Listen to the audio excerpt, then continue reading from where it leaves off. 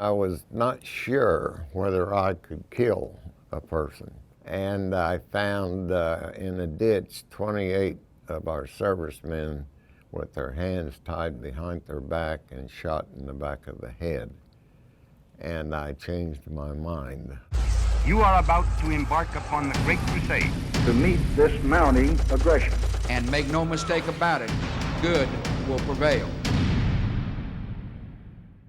I was bored with going to school and everything, and actually joined before I finished high school, and I liked the Army better than I did any other service. Went from Wichita, Kansas to Kansas City to be inducted into the Army, and then down to Fort Riley, Kansas for basic training. And then after basic training, I was sent to NCO school to be trained as a non-commissioned officer. But with the Korean War going, they shut the school down after a couple of weeks, and then I was shipped out to Seattle, Washington, and from there flew on a commercial TWA airplane to Tokyo, Japan. From there, I during that time in Tokyo, I made out my last will and processed paperwork, when was sent to Busan, and then by rail and truck to join the 1st Cavalry Division. And the truck came around to drop me off in the pitch dark in the middle of this town, told me to get out, that I was at my destination, and I couldn't see anything, so I had to yell at the people in the company, "Where are you? Where are you?" And once somebody yelled back and says, "Over here, get down, the enemy's on the other side of you." But when I did, went over and got in the foxhole with somebody, and then when morning came, well then the enemy had withdrawn because the Marines had made the Incheon invasion.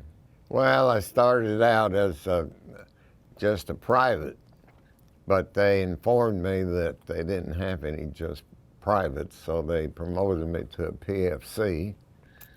And then after we had started chasing the North Koreans out of Korea, that was just trying to catch up with them. I eventually took over the assistant squad leader because he was killed in action, and he was a corporal, so I moved up to corporal. And later, the squad leader was killed, so then I moved up to sergeant to take his place. My really first thing, I was not sure whether I could kill a person. But we got up to Taegu, and I found in a ditch 28 of our servicemen with their hands tied behind their back and shot in the back of the head. And I changed my mind. I decided that I would never become a prisoner of war if I could help it because of that reason, and I had no doubts that I would then be killing the enemy. The one thing that our transportation was that we had a regimental commander named Lynch, Colonel Lynch, and they called it the bug out, and everything was going on trucks in the back end of them that was carrying ammunition, artillery rounds, because they were pulling the guns in back of the truck, and all the dust was flying up in the truck and everything. And whenever we got to some place where they had ground action, somebody picking off and shooting at us, we'd peel out of the truck and go and take care of that problem, and then come back and get on the truck and we'd go on.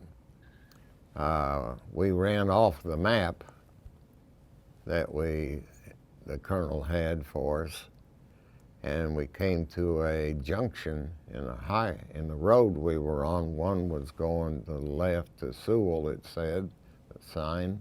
The other one said to the right was to somewhere else. But there was a little hill right ahead of us, so we went up on that top of that hill, and on the circle of it, at the top, we all dug foxholes and orders to keep not fire on any enemy retreating, because we really didn't know where we were and we didn't want to start a fight. So shortly thereafter we heard the clinking of enemy tanks retreating and coming up, and troops, and they paused right there in front of us, and my first thought was, well, here we go. But after a while, they decided that the signs were correct, so they went to the right to try to get out of South Korea and not be boxed in down there. I had a BAR. Every new man coming in got a BAR, and then you either had a choice of carrying the ammo for a Browning repeat weapon or carrying the weapon. I chose to carry the weapon. It fires 20 rounds, and when you carry it, you sling it over your shoulder, and then it's got a tripod on it, and you put your fingers on the tripod here so it balances on your shoulder. If you run into a problem and you need some more firepower other than a rifle or a carbine, well, then it comes into play, because like I said, you can put 20 rounds of continuing fire on an enemy, and it causes a great deal of destructive power. And then after that, new man came along, so I got rid of it, and then I had a M1 Grand, and it has 8 rounds, and that is a wonderful weapon for the Army. The only problem they had with it was on that last round that you shoot in it, the clip goes ping, and it makes a noise about like that, and the enemy got to know when that ping went that you were out of ammo shooting at them at that particular time. The other thing about an M1 Grand was that when the bolt's back and you push that thing in, they called it an M1 thumb. You've got to really quick get your thumb out of the way, or that bolt will clip you. So that, and the M1 Grand was a great weapon. You could, in hand-to-hand combat, if you had several of the enemy charging you, you could either choose to put a bayonet on the end of it, or you could actually fight with that M1 Grand, because the butt of the rifle was steel stuff, and you could really crush somebody's body, either any place that you happen to hit them. The enemy's weapon was a single-shot weapon, and their bayonet was like a toothpick. So if they stabbed you with it, a lot of times they'd get you in the shoulder or some other place. Well, then a lot of times it was not death right off the bat like an M1 Grand is with a bayonet. That is the worst part of any infantry's fighting, is hand-to-hand. And what you're doing, a lot of times you find that the enemy is just kids 12, 13, 14 years old, and they're just told to charge you and try to take you. And the enemy comes at you in waves of attacks. They line up at the bottom of the hill, and maybe 50 shoulder to shoulder. And then a horn blows, because that's their only way of communication. The first wave is armed. The next wave in back of them has no weapons. They pick up the weapons of the fellow soldiers that have fallen. And the third wave the same way, and the fourth wave. So they're all coming up, charging up a hill at you, screaming and yelling. But that bugle is the first communication signal by them, where we had walkie-talkies and everything, like communication that they didn't have. And you just had to fire everything you could and get as much concentrated fire on them to, it didn't make any difference whether you got the lead man, the first wave, or whether the second, the third, or the fourth, just as long as you disturbed it so that they would have so many casualties they'd have to retreat, because there was no chance of them coming up and overrunning you. Now, when they did come up and was successful in overrunning you, that's when you got into hand-to-hand combat, and that's no fun. It's life-threatening. You just have to do the best you can. We got to the 38th parallel around the first part of October, and we had to stay there for 2 weeks while MacArthur and the Joint Chiefs and everybody decided, President Truman, whether we were going to go across the 38th parallel. In this period of time, the 2 weeks, it gave the Koreans time to quickly put up some defensive positions along the 38th parallel in North Korea. So when the day came that we crossed it and started moving, then we had that part of it to conquer. But they didn't have enough time to really set up very good defenses, so we went through those fairly easy. And the 1st Cavalry Division was in the North Korean capital, Pyongyang, for first, because the enemy, the North Koreans, were just completely destroyed, basically, as a fighting unit. So we kept moving, but then the winter of 50-51 started getting bad. Now, what you got to think here, a lot of people in combat units, that you can go back and shower and shave and keep everything yourself in, change the clothes and stuff, but that's not the fact. Every day you're either advancing or retreating and digging a foxhole every night to get in. You're in a foxhole with a buddy. They call that the foxhole system. You sleep 2 hours, your buddy is on guard looking out of the foxhole in a rate of whenever he's seeing something. And you teach these new people to start over on one side with a view and come all the way across over here. If something moves in here, you do not stop and look at it. You come back again this way, and if it moves, you still don't stop. When you come back that third time and it's still moving, you better raise up your rifle and take a shot at it, because anybody can look at anything, and after a while it's going to move on you.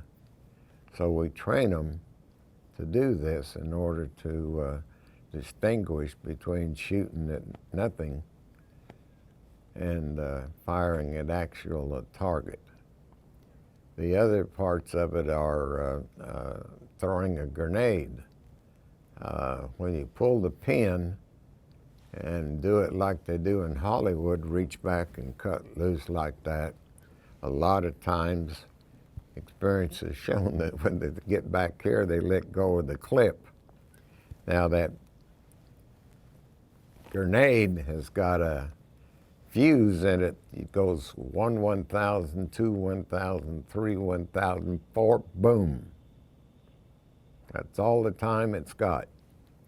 So when you pull the pin out of it, you throw it underneath like you would be pitching a ball underneath to somebody. And that way, when the pin goes out as you cut loose with it, but you've got that time for it to reach a destination. This other way is too many John Wayne movies. The Chinese came and hit the 1st Cavalry Division first on November the 1st, 1950. We were on the reserve right below the regular units up on the line. Fox Company was in reserve. And they called us up to help them. And the best way you can describe the Chinese coming at you was if you go out here on an anthill and disturb it and see all the ants coming up and running all over the place, that was what the Chinese were. I had several ran out of ammunition because it didn't make any difference where you shot, as long as you shot straight ahead. And I ran out of ammunition, and these Chinese ran past me. So I turned around and ran with them down the hill, and they were going to get in back of us about 5 miles and set up a roadblock to get us in there where we couldn't get away. There was a rice paddy down there on the right side, rice paddies, and I jumped into them and let everything go. And then after it got dark, well, then I started trying to make my way back on south to join the units. Now, the 1st Cavalry Division is made up of 3 regiments, and it's the 5th, the 7th, and the 8th. The 7th Cavalry Division is Custer's old unit. The 5th Cavalry Regiment was way back in reserve, and they was trying to get through the roadblocks to come up to help us to get us out of that trap. But it took a couple, 3 days for them to do that. Meanwhile, everything was completely, every man for himself, running and trying. The 3rd Battalion of the 8th Cavalry Regiment had 2,500 men. When they started, they ended up with 376 survivors coming out of that battle. And then after that, well, then I joined my unit, found them, and we started a rear action policy. You would dig foxholes on one line, and then about 1,000 yards back from that, you dig another row of foxholes, and then about another 1,000 yards from that, you dig a 3rd row of foxholes. The purpose was that we would, on that first roll, when the enemy hit us, we'd shoot and yell and scream and then get up and run. So then we'd get back to the second row of foxholes and we'd jump in. The enemy would hit us again and we'd do the same thing. The enemy then thought they had us in a running route. They had routed us, so they eased up and their weapons and everything got on the road and started coming down. Meanwhile, we jumped into the foxholes on that third part of it, and when they came around on the roads and walking and everything, then they walked into our trap. And we was very successful in that kind of a maneuver. Well, ironically, I joined the Army on the 7th of April, 1950, and I was wounded on the 7th of April, 1951 by an incoming artillery round. I had a new recruit with me that showed up the night before, and I was instructing him of how to never get ahead of everything like I've covered before. We started in an attack mode for the different companies, Easy Company, Fox, and then George. And the Easy Company had tried to take this objective the day before, and they were not successful. So then it was Fox Company's turn. So we started to take this hill, but on the right of the objective, there was a higher elevated hill.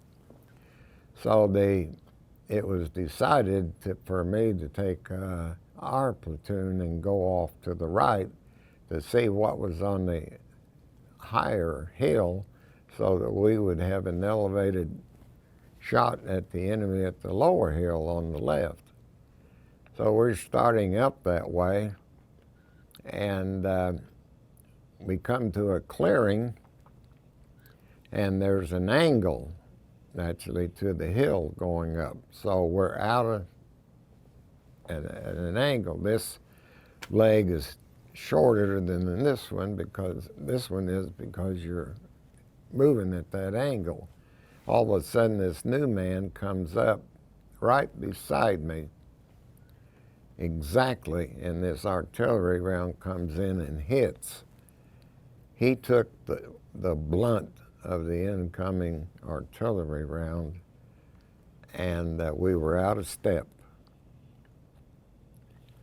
I went in the air from the concussion of the incoming round. Helmet went one way, rifle went another way. And I hit the ground, and I started to get up to get to my rifle because the enemy was defending that top of that hill. And I did not realize that I'd been wounded, so I kept trying to get up, but the guys in my platoon tackled me and said blood was coming out just like an oil well, so they put their hand over there to do it. Now, I said this man was a replacement came in and happened to be just coming right at that time to come side of me when that artillery round came in. The question I have in my mind is, why did he do that? Where did he come from? I checked back at when I came back from being wounded, they had no replacement. He's not shown on the morning reports that the company clerk makes for that day. There's nobody KIA'd that day. I'm shown as wounded in action. So where did he come from? I think that God sent an angel.